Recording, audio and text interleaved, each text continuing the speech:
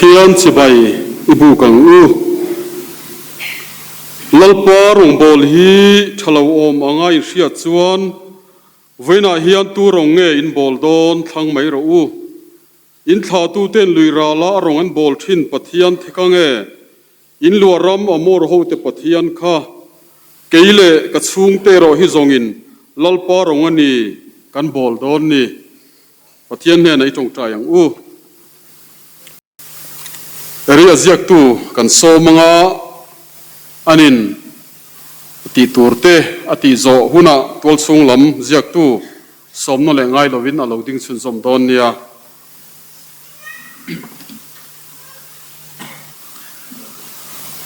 vain chonu lam ate mit Bethel ria mit voi som thumna kanan mang chana zanina kanan chiak le mai don ania de voin khachon limna lam pang ringut kan ril rom sela kanan tia zanina chon kho harnain kan ril ru ate po muna changin harin oma amasain mit mang tu zong song te Bethel area BSI mingin chibai kan buk acheu program lo ngai thaila chairman hi upabi zo mangaya president Bethel area ani a solo nula laldin sangi thuhil tu upa biak than puya secretary Champhai branch anianga zanina hian zai pol Bethel KP zai pol le thleng tu ko hran zai pol kan BSI anga tholom kan la khom te kha thleng tu ko hran pual ani lom thu an soi ve kan dua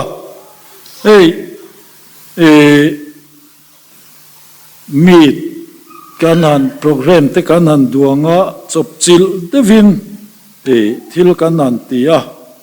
chuta chuan kan misom ang te phalovin ze hemit mang tur hian an mo phurna ten ron hlen theya kan branch ruai tu te in min ron uap thei boka min uam mai ni lovin speaker atan branch president le Champhai branch president upa biak than sanga le secretary upa biak than puyete kan han som ania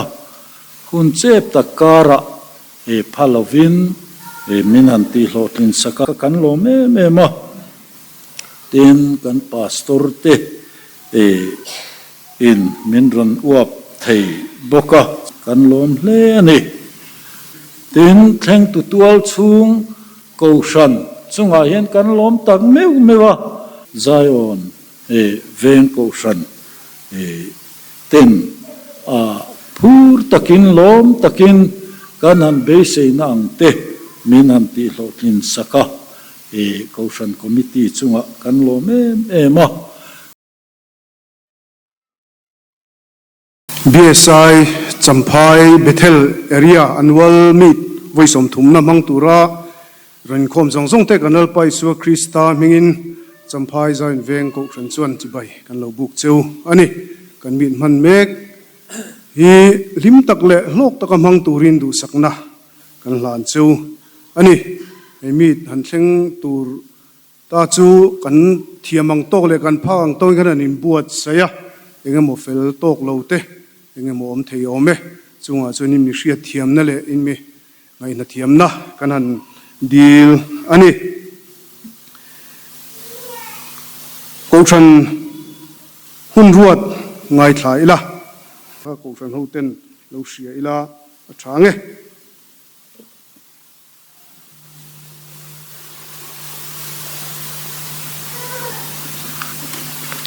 Bible Society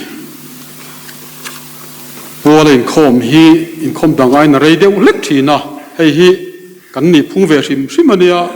akal thin te chuan kan hrianga zaina po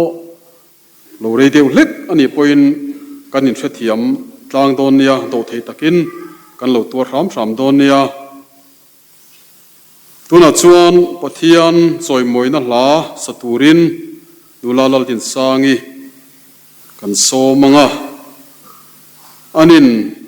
pathian choimoina hla sakzawa hian Christian labu number zanga le somkuana kan zawai dingin kan sa anga tichuan kan sakzo hian tholom khontu te inlo kalanga kan tholom te UPC vanlal chuana Champhai North Branch Vice President in pathian hena minhlan sakdon nia nulalal tin sangi Champhai veng thang nu somang u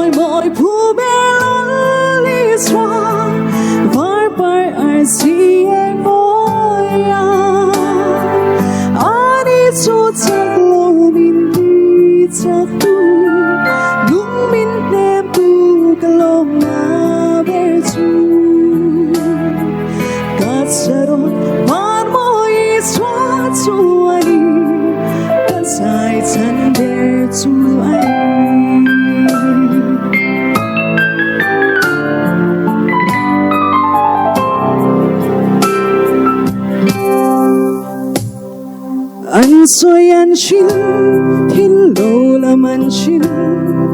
kovel mi de cha til ma se shil fo se ngai nom mat ling lo ke ka zai chan hit luk lo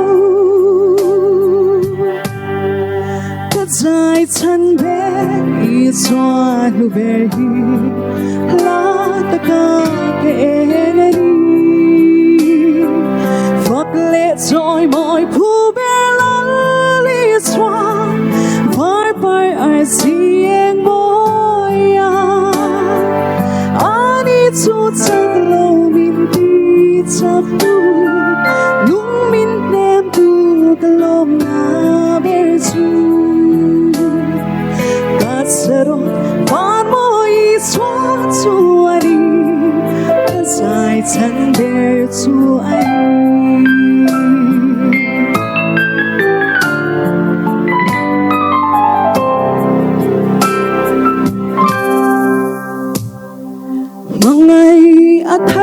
Zing dayang afar Zing jian ko varang ava Iswa bek lu be Kantan lom na be Dekhe lo va bek lom na be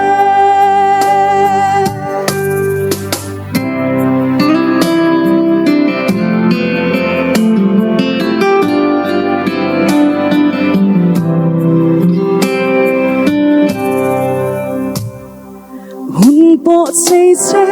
căn cùng bộ đầy xe mà ngày là đắng lên lô dù chú anh đi cả cũng khó la về sắc gió đen hi ôm thấy lo cả dài chân bé ý xoa lu về la ta cả rồi mọi phù bê lăn lý xoa Vai bài ai riêng môi Ani chú chắc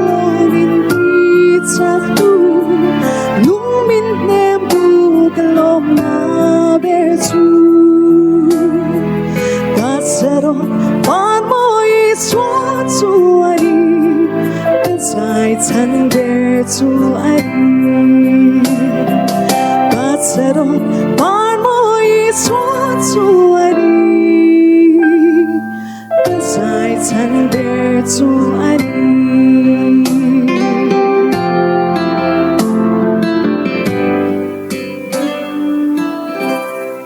Pana verklamen som rase.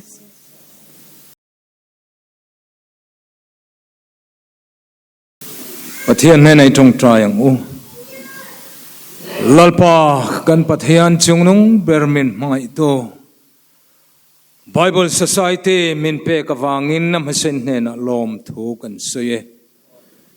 Bible Society kaltlanga ichan chintra silve min phal sakawang poinin na lom thu kan suye Zanina hei Bethel area mita kan hunhunong kan lo mangani tader mai Israel na le ompoina kan chanjong sungte wang khan inhena lom thu kan soye Zanina hei tun huna hiani mai chama Ichan chen tra shildar aloni zel thaina turatana manro tangkai tak mai sumle pai Etizad mai he lantor min pe ka wang poin nen lom thu kan soye Lalpa kan pathian sumle pai mangini chan chin tha hi the darin om to thina Ti chuan he Bethel area nge po hian e Bible Society rongbol na hian ma ala son mek zelani te kan hriat awang poin nen lom thu kan soile Zanina hetizad mai chama Irong bol na turatana thilpek minan pe hial lukan ti a Heng kan thilpek te hinang in lo nei la min lo ti thiang lim sakla mal min lo som sakla Tangkai takamanani theina turin kan lalpai su Krista mingin lom thu te sei chungine ko thiang lima karun hlane Amen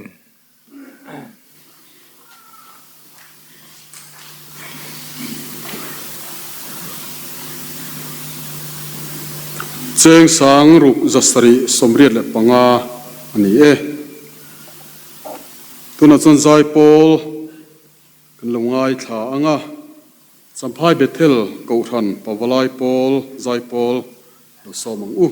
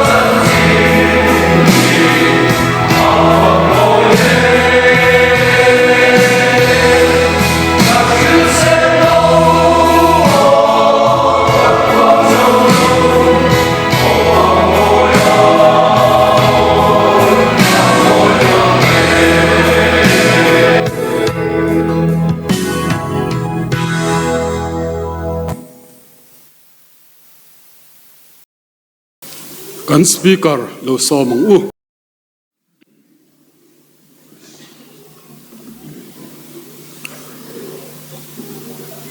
Pathian du sakna le Bethel area kan hruai tu te du sakna changin zanin elai hmuna kan ronding chuak theya lomum ka ti hle maya lom thu ka soya he zaion veng ko ran biakina hian kum sang ni som ni pathum April ni som thum Pathian ni chonnuwa khan BSI Champhai North Branch mi ta thu ka soi towa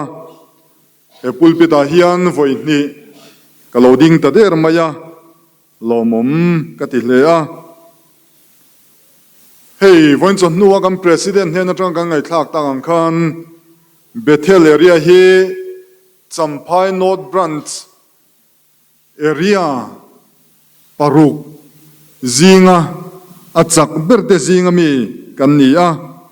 kan branch tinuam tu kan branch timoi tu in nia mit lotling tang mai kanan manga in chunga lom thu kan soyani ti chuan he kumin sang ni som ni paruka tanga som ni pasari a hian target base za thi cheng nuai thum sang kwa zakwa aron kal le to a ilo in sem vek to a hei hi kumina po local rang te tlin le theu turin kan base chuani ti chuan branch meet hi cholni le mangin ni kwa le ni som me sang ni som ni paruk chung hian tual cheng ko ran biakina kan mang don ania Bethel area BSI tuipui tu depo atam thiang ber kal turin kan som chawa hei kan branch timoi tu in nia area hruai tu te hian en tinge ruam man na in siam kan threlova eng moza chu local tura kanan be se chawa kan riak lut dona anuam viau dona ni tual chenga kan in pure turin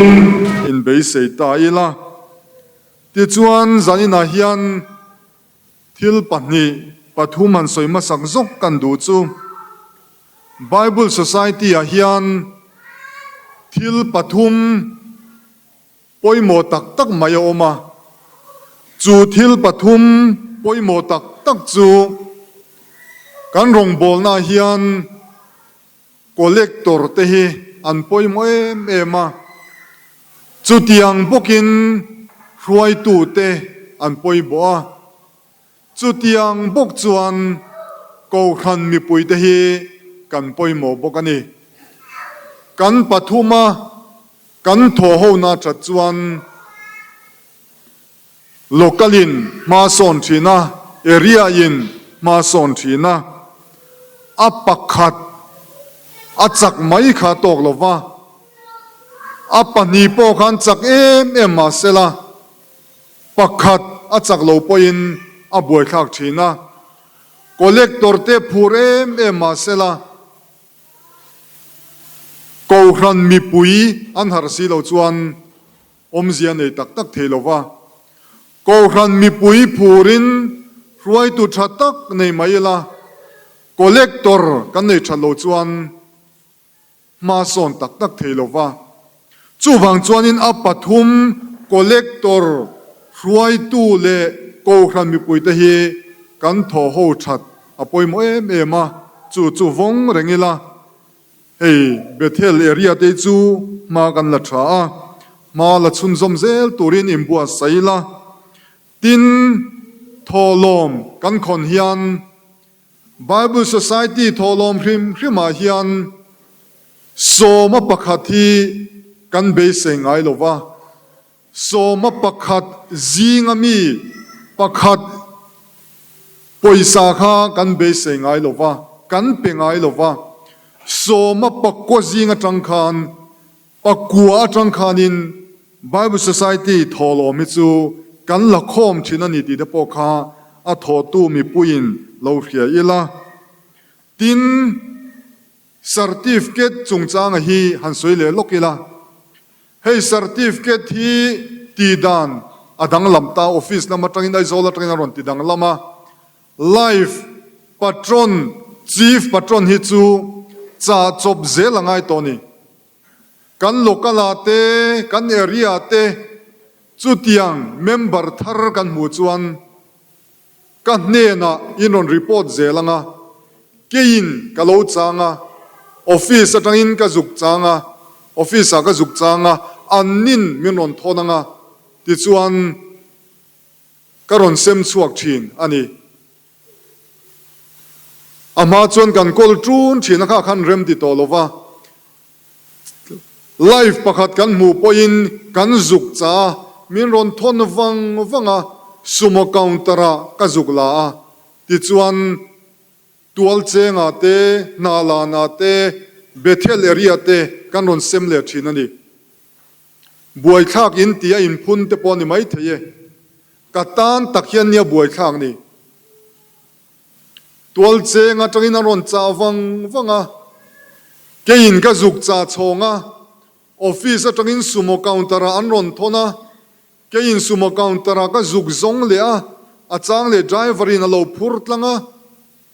chu ti reng chuan kum tluan in kan buaya nimina po khanin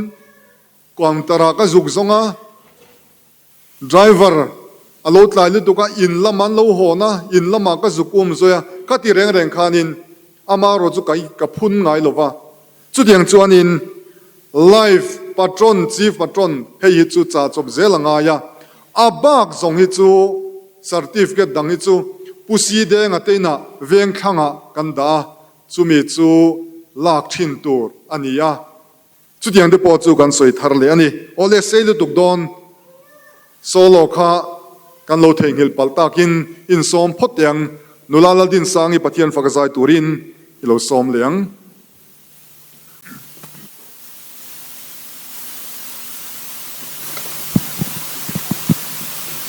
Pathian fakle somanen aman inkima min shadi hlawen sange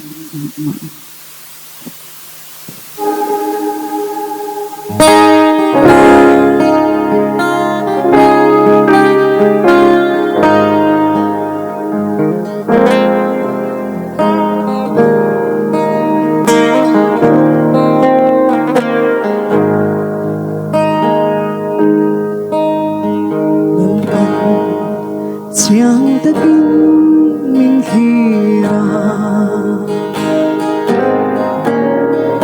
Lo om dan chong te hi Karin tungai tua na zong te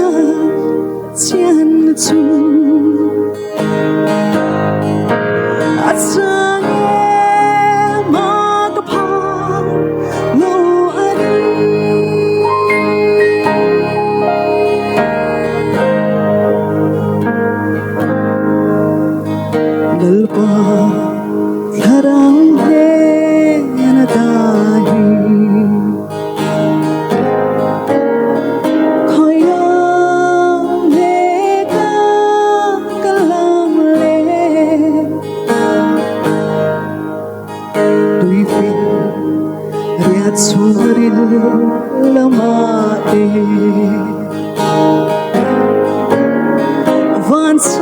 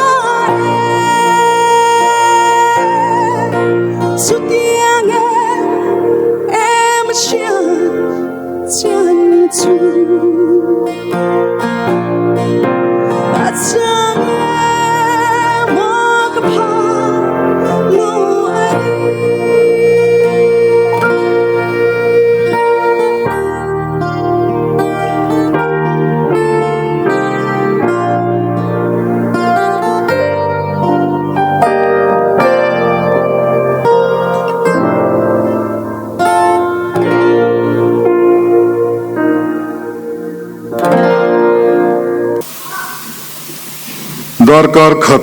kan in khom tling ta der maya thu kan soi tan don ania ka ma hun mang te kha an man mo lowang reng khop maya thu puang tu de pokan man mo chuang lowa ke pokam man mo lu tuk don bik lowa in khom ban ma chuan kan soi zo man tura ngai top maila a thome pathian tu thiang hlim ilongai thlang u chanchin tha mathai ziak bung som chang riat mathaya bung som chang riat dam lo te di dam mula mit thi te kai thoula phar te di thiang hlim mula ram huai te no chuak ang chu a thlonin in hmu'a a thlonin peyang chu a thlonin in hmu'a a thlonin peyang chu lalpana thu kan zawai tamal min som sakro se amen chanchin tha hi a thlonin peyang chu design a hian kan zir ho don ani pakhat na chuan ko ran na pui chanchin tha hril enge ko ranin a ti tur chanchin tha hril ti kan zir ma sa don ani Mizoram kum sanga zare som kuam pakhata missionary Reverend Williams alokala chumi nu sanga zare som kuam palia pu buang le sa pu pa anon chuak le a chumi nu a chuan zo sa missionary engmo zat an lo chuak le a chung mi de chuan chanchin tha hi a thlonin minron hril ani a thon liawin mani in seng sovin chanchin tha minon frila he kan ram re theyem em ber em a cheng mizo mi puita chu nam bal em chu nam changkang taka khovel eng mu phakin chanchin tha hian min choi sangta ani aro puini tiru zosa missionary te mizorama anron chuaka mizo te baldan chu rap thak takani anim bual ngai bok si lo mi pa in an lu an men ngai bok si lowa am baldan chu turu takani amai ro chu chanchin thain ram huai awum bowa ad na te lau na te bal na te re thei na te awum bo zota ani avalomom tak em tuna chuan kan changkang ta thingtlang nula le khopui nula te khopui nu le thingtlang nu te kan dang lam mang ta lo amai ro chu chik takan en chuan thingtlang nu lai chu an uk dewa tiru an mel de chu han en chen chun a uk dewa an ke thia te chu tlem chuan a hlui dewa kani nang put mai ani chu tiang chuan chanchin tha hian he kan rama hian ma son na tam tak aron hring chuwa ani tun ma chuan nula kor thar nei te hi an hre thei ema nula in kor thar nei chuan an sik luai thin ani kha kor thar nei an tia kha nula kha chol ni zana a in khom chun a kor thar ngei mai kha ha tlarma sabera a thuwa tran ma a kor thar ha chunga chua ngei ngai an chua ka no pang hovin nula hovin so kor thar an tia an ngai sang em thin ani chu tiang chuan ram re thei takha chanchin tha in kan ram chu min choi sang ani ti hi a hretu te kan ni chu di lai chuan ma son na satak alo thlenga tuna chuan internet nen sum le pa in le lo tha nen motor changkang chitin rengin kan nun kan mang chobani chuta chia chuan setanan bu alo khuara rong bol tu tenuna ring tu tenuna chan chin tha puan dar zel ai chuan he chan chin tha min choi sang tu min tuam moi tu la khelo te ne na tira puan chua zel ai chuan ma ni nom nan ma lim pui nan kan mang ta zel ani tuna chuan kan KGP program te pavalai pol program te kan en chuan mani lim na tur mani puar na tur kan boi pui ta em maya he ta kharau bo he ta mi late ngai sakna kharau bo ve na hi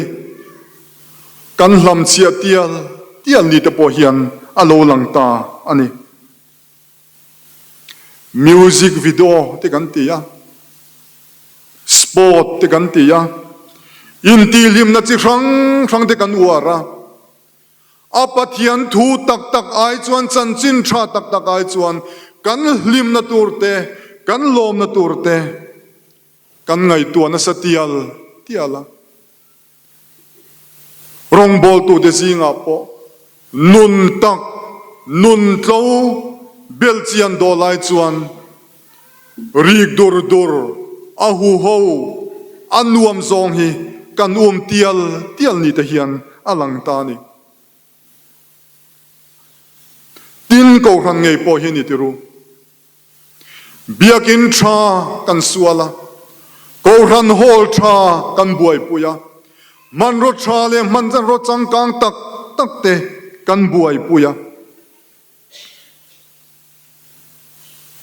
a tha e kan buai pui tur ani biakin tha te po kan buai puyang hol tha te po kan buai puyang a mai ro chu ko ran ruai tu tam tak te hian chan chin tha ai chuan mi la te ai chuan kan biakin kan buai pui na sata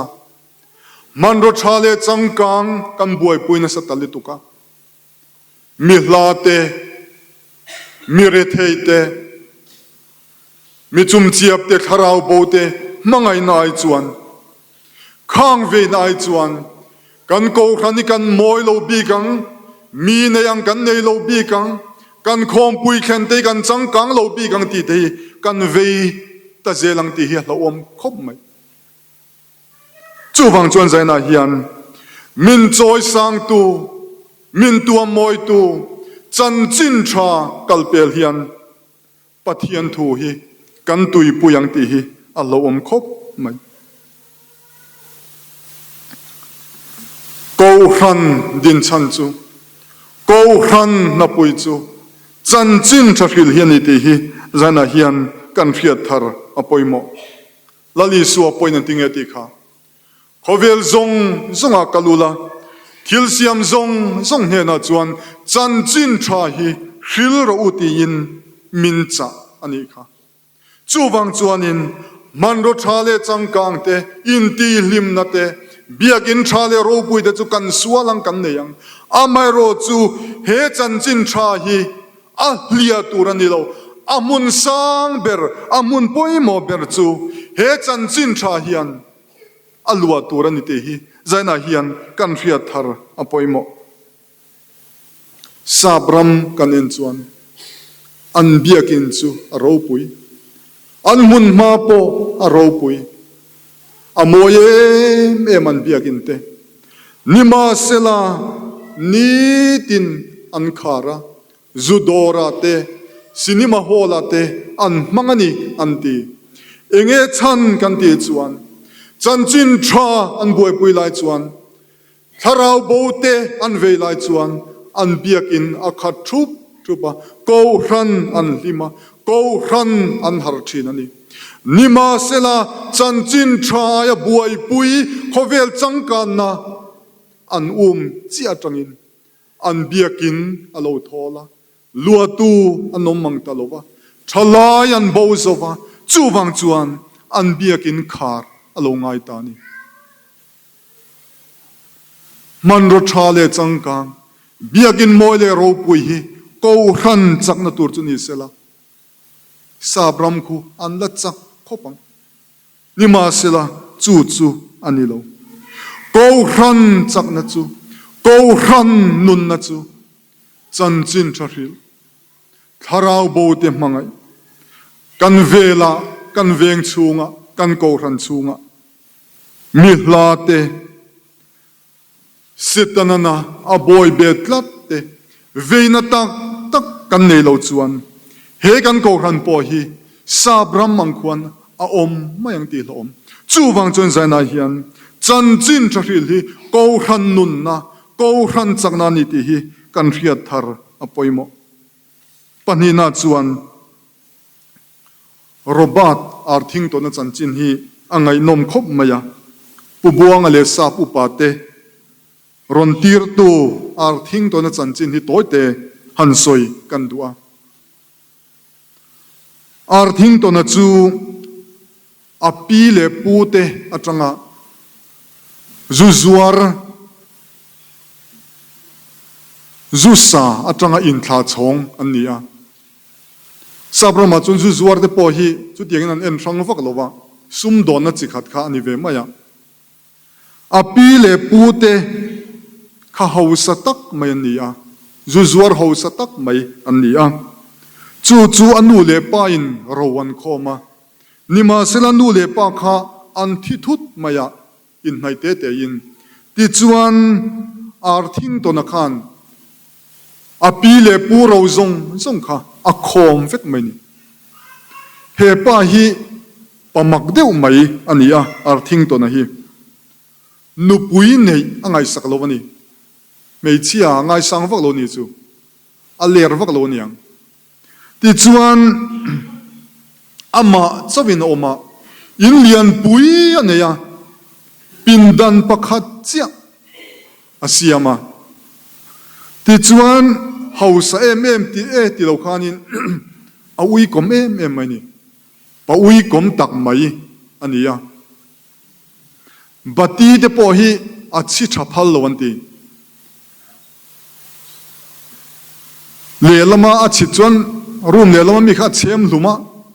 khatian khan bati ringot po kha a ui em maya in leng anei te po khanin zana in leng anei te po in thima po in kom thei tho atia bati chem luma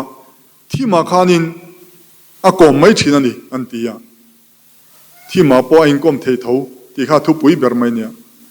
ti chuan a kong khar bula khan ya kong ka bula lungal thei a che vum thura a chem ngai chuang lo antia halvak lo nia tin aina khanin dokan pakhat le thukheng pakhat aneya in leng ane poin ama thu chuan anin leng te kha anding mai ni antia achang le ama adinga ain leng te kha thu tira khatianga ui kom deuh mai kha ani antia tin aler vak lo kan ti kha korde po hi a thang vak ngai lo antia angai hi hareng mai ni antia chu tiang khopa pamak sak pa in ren chu ania chu tia hring nun re thei tak le hriom taka aum lai chuan chan dam ni in hriat na le lali suwa local thuai don ani ti hlauna aron nei thut maya tatang chuan pathian a zonga alo piang thar ta ni antia ti chuan a ui kom em mai khan bati po chi phal mang lo khan chan chin tharil ringot mai kha buai pui ta ni antia ti chuan africa ramate china ramate missionary atira tin mission por rang tenen an thong hova chung zinga chuan London Mission Society pubuang ate ron tir tu kha khan te din khan an thok hova Mizoram po missionary som pathum lai he society hian an tir manini antia ti chuan kum som sari pasari mi ni in sangkhat zakwa October niriata khan athitani athi po hian poisa lo langa khop maya chanchen thil nang khan amang nual chung khanin athi po hian pound nuai som pani sing sari sang thum zariat somli pakwa le dere panga le poisa sen som pakhat ala nei ni antia khang sanga zakwa chowa chuan pound makta duai khat chuang nuai som pani chuang han ne ka chu la tam viau don ani khanga poisa zong po kha soma pakhat kha au naw lai chin te tan ada a bak zong kha chu chanchin thil nan thuro che khan da vek mai ni chu tiang chuanin chanchin thil kha a ve ani zana kan soi du na chan chu nisina kan soi tang khan chanchin tha hian kan ram hi min ti hara min choi sanga tuna chuan ram nuam tak mason tak kan lo ni ta ani he din mun tha kan chan hi ar thing tonang hian mal som na kan don te hi pathian ro pui dan a chan chin thil na na kan hlan kan pe khi awa poimo tak em then khati chu tiru mal som na kanan donga sumle pai kanan nei dewa inge ka leyang nula ho pe chu paisa nei dewa samti kir phet kan tuma mo tiru thenin pongil kan tuma a thenin eng motor nge ka leyang te kan ti tiru zanina hian malsom na min vortu damna le risel na min petu kan pathian ram zawna ta na kan sum le pai malsom na kan don te hi kan lan deu hi ava poimo tak em kan no pe to thin te po niang nikum lama te po kumina te po kan no pe thin aniang alom ome zanina hian chumina chang la khelo te po kanom thei he chan chin tha hi kan nun na kan chak na min choi sang tu ani tlata chuwang chuan kan hlim anga mian hlima kan lom anga mian lom ve thena turin ala khelo te ne na tharau boral mek te ne na hian he chan chin tha hi kan puan dar apoi moni kan veng karota khian dak pu pakhat oma chu dak pu chuan choi moina adong ani dak pu tha choi moina adonga chu chuan banga atara enge dak pu tha choi moina adon na chan kan ti chuan dak alo thenga chu dak lo theng le khapoi mo chi rang lo theng chu anna aflia an address aina muang chang hau lovin abeka aka asem dar zunga pending nei hau lovin chu daga chu anei tu de na adong tur de na ape chuak le thinani chu tiangari nom taka na thowang chuan postman choi moina adong ani ti zaina hian kan soi du na chan chu keini po hian chan chin tha kan donga kan soi ta gang khan kan nun ati lima ma son na min pe ni he chen chin tha hi zanina hian ring tu de hian kan khawmpui tur ani lova he chan chin tha hi kan uptlat tur ani lova he chan chin tha hi ala khelo ten an hriat ve thena turin kan puang dar thin tur ani dak sem tu in ale kha don te sem chuak zung ang khan he chan chin tha hi tharau boral mek ten nun nan nei thena turin rem mun lama kal mek ten nun chandam na an chan ve thena turin he dak puang hian kan pe chuak ve thin turani kan sem chuak ve thin turani kan pending turani lo ti hi zaina hian kan hriat thar apoimo lali suwa alo pian khan vantir go khan enting eti kha mitin ta tur chanchin tha lom om em karon thlen chuani mitin ta tur chanchin tha hi zaina hian alo ublum tu alo thi khotlai tu alo ti chingpen tu ring tu kan yang ti hi alo omani chuwang chuan mitin ta tur anyang nge hian he chanchin tha hi ipuang dar ze lang u kan lo ti toni poin ipuang dar ze lang u isim lowang u iwar deu wang u dak pu thang khan he chanchin tha hi ipuang dar ze lang u ti in kanin so mani anu nung bera chuan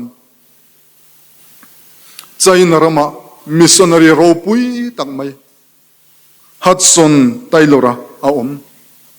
arong bol na nung em mi tam tak an piang thar Christian tam tak asiamani chuarong bol na pakata ronga bol na chuan Buddhist bui thiam a piang thar lo maya chu Buddhist su alom em lim em amaro chu Hudson an hena aron kal zona maktak mai chan har sa em mai aron petatlat mai chu kapu he ka thil chan ang ka hlim nang hi kapa khan kum som ni alo zong to kapa khan kum som ni alo zong to ni ma sela he ka hlim nang hi mulovin alo thita muala lo liam to enga tinge tu na ya ma yan lo kal lo enga tinge tu na ya ma yan kan rama yan lo kal lo tin zona deng khong tak mai a zot ani a hlim sia a lom sia apa in kum som ni chung a zonga a mulova Hudson an hena enga tinge tu na ya mani lo kal lo tin zona zot tol meni India ram hi hanen te u kan chevel hi hanen te u lali suwa la hello lali suwa la neilo tharau boral tul hi an vatam tak em tharau boral tur rem munaliam mai tur hi an vatam tak em nitin an liam zel si chung mi de chuan zanina hian ring tu te hi lali suwa ne na min shwairo lali suwa mu gandu lali suwa ne na min shwairo tin min naw me gani engtin nge kan chan don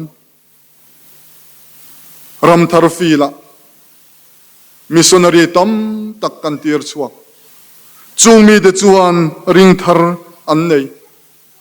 ni tin baptisma chang de po anom thin chung mi de chuan kan ring thar de chuan enge an mamo chung kan ring thar de chuan enge an mamo tia kan zo chuan motorem ni lo thom no tharem ni lo in le lo em ni an mamo masak ber ni lo enge ni ta ang heng ring thar de hian an mamo masak ber chu Bible ani Bible hi an mamo masaberani heng Bible hi an siar lo chuan kan ring thar de hi khil tu anom si lo chuan an thang thei lo an nget tak thei lo an thang thei lo an mamo ber chu Bible ani ani le tu nge Bible chu petang tuin nge Bible chu ngai sakta ngai tua sakta Bible Society ani don lom ni Bible Society hian Bible adat linga achu chuaka asem dar thinani chuwang chon zaina hian Bible Society hian amo piang te hena Bible asem thina ape thinani chuda chuan itel vem chuda chuan katel vem ring thar ten Bible an mamo ape tu kanivem asem tu kanivem collector an lokala zingkara collector anong kalain thlung takin kongkhar anon kika anin thlung em chuta chia chuan ko ran mi puiten nichina kan soitang khan mo phurna kan nei keni chung ko hian engtin nge tran kan lo lak veang kumin chu engtin nge ma kan lak veang gospel a day nge ni Bible missionary nge life nge patron nge chief patron nge a chung po chu kan theilo ke ni chung ko chu kan harasa deu donation emni nge ni tin cheng khatin gospel a day nge ni ti in zaina hian tran kan lo la ve the ni ti hi I tharang u Arthing tonate chanchin kan soi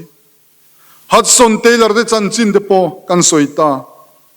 Pubuang ale sa pupa de chanchin po kan soi Mizorama chanchin tha anron fril an ngai sa no me zanina hian kan soi du chu khang mi tiang kan in pek na anasalo poni theye ikal chuak theilo po ani theye trongi thiam lo po ani theye in chung kwa harsan po alo kheng ani theye amaro ju zanina hian Bible Society ya member pakhat iloni te gospel day ilo pekte donation ilo pekte ke rang ma ilo la khan anni yang hian tho lok lo mala he chanchin tha fil tu na hi ilo thok ani vereng ani chuwang chon zana hian in sit lovin ke ipen chuagang u collector de po in kha da lovin bial na sale zualin I fang thinang u trong tran ne na bial kan fang chuan kan hlotling don ani ko ran mi pui de poin kanito keni chung ko chun ni kuma kanito life kanito patron kanito kanti zel chuan target tharkum tin a local zel sia kan ruai tu te an mang ang lutuk don ani chuwang chuanin kanito kapeto ti mailovin engtin nge kumina hian ma kan lak tharang kan chung ko hian tinge ke kan pe nang tinge Bible Society mang hian chanchin tha kan thrilang ti in zaina hian mason turin in bua saila kan lo ti fe to ni kan lo pe treu to ani mai thei amai ro chu ala tok lo khen china tanga mason zel turin zaina hian area meet mang tu zong te hi kanin som ani tirko polan in tinge ti kha chanchin tha hril maila chuan tu reng kan ei si lo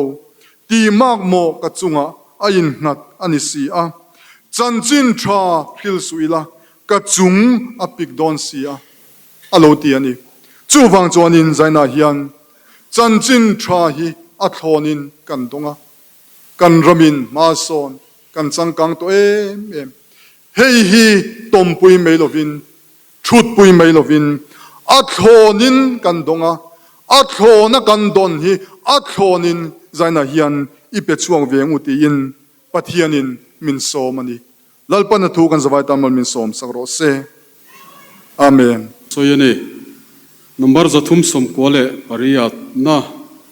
pathian thulu chu puang chuak ru tuipui khopui ri angin kan sual tlan tu Krista zara ro puyangam tu kan ni pathian soi moi nan kan sanga kan sak to phun huna upalal ngai taman mal som na soin kanin khomin tin don nia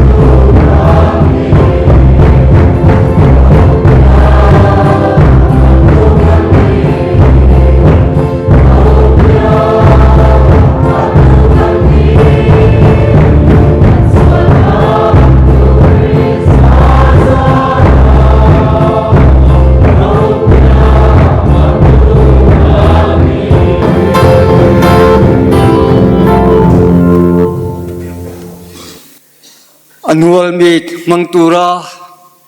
pathian mi lo pung khom zong te u helai mun atang hian thamuang takin tin ula pathian tharau tiang lim chuan puin kai roi zui zel tu ro se leile wana thunei na zong nei tu lalpa chuan in tin lungin rilru in nei tu na te chu Krista Isu a chuan ven sak chu sela pathian in kim ti the mal som sakna le puin na le kai roi na dom tak chu tu na tanga kum khuain in zawai hne na hian lom zel ro se amen.